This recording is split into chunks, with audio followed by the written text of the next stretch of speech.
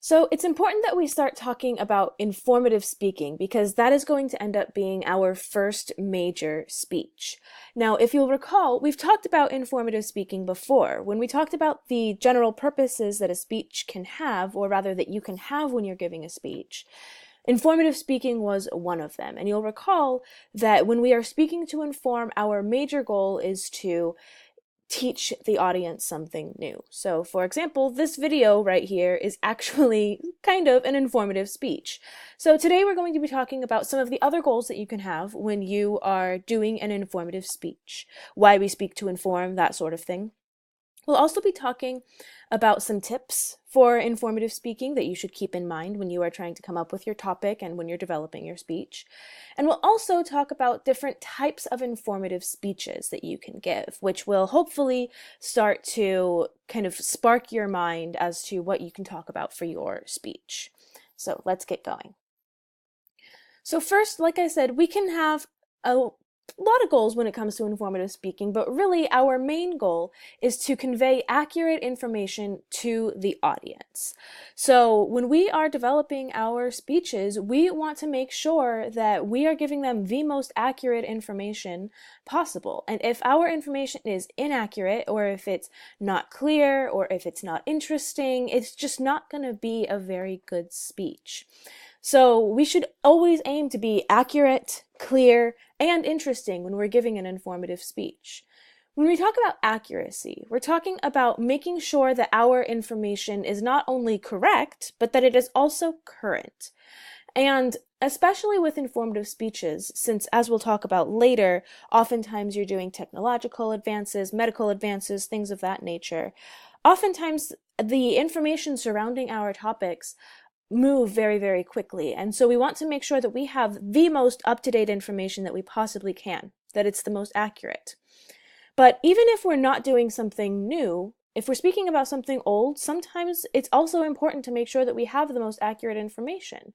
For example, you could give a speech about the Civil War era or something of that nature, and you might think, okay, I could just take sources from whenever because it was 150 years ago. But with every single historical event, there's always going to be new information that's being dug up about that event. And so we need to still make sure that we have the most accurate information, the most current information possible. In addition to accuracy, we want to make sure that we are clear when we are giving our speeches. So you want to make sure that you convey your ideas in a fashion that your audience can understand. And this is going to come from organizing your information in a logical manner, making sure that you're using language that your audience can understand, things of that nature. Because if your audience can't understand your speech, they're not going to want to listen. And finally, we want to make sure that our speeches are interesting, because again, if our speeches are not interesting, if they're boring, we lose our audience very, very quickly. And so we want to make sure that we find a way to connect our speech to the interests of our audience so that we make sure that we keep them listening through the entire speech. So there's a couple other reasons that we speak to inform. The first of these is the delivery of knowledge, right? We're trying to teach something to our audience. And oftentimes this is conflated with the fact that we can't speak about controversial topics when we are doing an informative speech, but that's simply not true. Yes, it is true that typically we tend to talk about controversial topics when we do persuasive speeches, but we can talk about controversial topics when speaking to inform. For example, if I were to give a speech on gun rights, I could do an informative speech about that by simply talking about what both or all sides of the issue argue. So, for example, I could talk about the pro-gun rights folks who argue that, it's a Second Amendment right and that we have the right to be able to defend ourselves and to arm ourselves against a government that is not to our liking and all that sort of stuff, right? And how we should have no infringement upon that right because it's given to us by the Constitution. And then you would present the other side, saying that, well, the Constitution was written in the 1700s when they had single-load muskets that took 15 minutes to reload, and that we need to put some limits on the newer technology that we have developed. And so you would deliver that knowledge, and you would weigh both sides of the controversial topic evenly, so that you could then present that knowledge to the audience and say, here you go, you pick.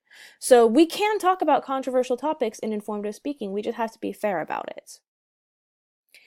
In addition, as we were talking about earlier, we want to make sure that we make our information clear and interesting to our audience.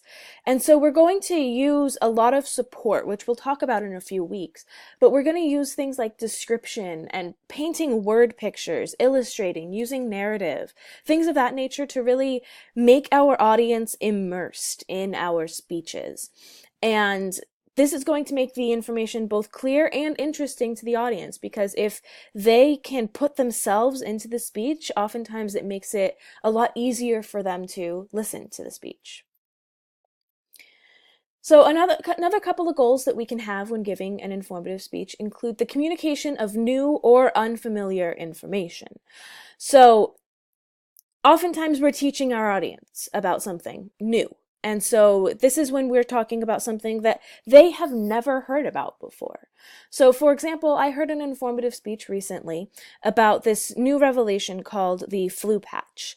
And basically it's like a Band-Aid that you can stick on your arm, and it has all these little microneedles that give you the vaccination for the flu rather than having to use a needle and a vial of the flu vaccine. And this is such a revolutionary thing for a couple of reasons. Number one, it helps people who are needle averse, who are afraid of needles, to be able to get vaccines much more easily, because now there's no longer this giant needle that's getting stuck in their arm. It's just a sticker, basically. Another important part of this revelation is that it helps developing countries to get much needed vaccines, because one of the challenges that comes with attempting to vaccinate people who live in very rural areas, very underdeveloped areas, is that when we're trying to get this medicine to them, it has to be refrigerated oftentimes. And if it's not refrigerated, it goes bad and the vaccine is no longer useful. And this flu patch doesn't need to be refrigerated at all. It doesn't need any sort of special transport or anything like that. So it makes it super duper easy to be able to administer these much needed vaccines to the people who truly need it. And so if you are a person who's never heard of this flu patch, that would be me communicating brand new information to you. But maybe you have heard of this, but you didn't really know the extent of it. For example, you didn't know that it could help people in underdeveloped countries. That would be the communication of unfamiliar information to the audience. So if you are telling your audience about something that they kind of know about, but you're deepening their knowledge, that would be the communication of unfamiliar information. So it's kind of like your audience has read the headline, but they didn't actually read the article. And so your job is to convey that article to them. And finally, we can update old information for our audience. So this is when our audience is basing their knowledge on information that they learned a long time ago that has since been shown to be inaccurate. So for example, many people who are part of the anti-vaccination movement believe that there is a link between getting childhood vaccines and the development of autism in childhood. And they believe this because there was a study 20 some odd years ago about this link between receiving vaccines and the development of autism. And it basically showed that if you got vaccines as a child, you were much more likely to become autistic later.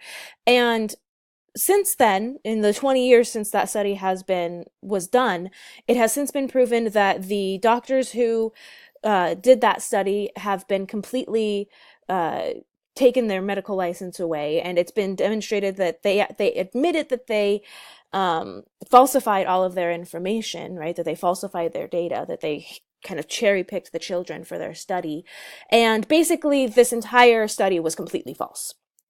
And a lot of people are still basing their information on that old study. And in addition to that, there's been a dozen plus studies that have been done since then that have disproven the link between receiving vaccinations and autism.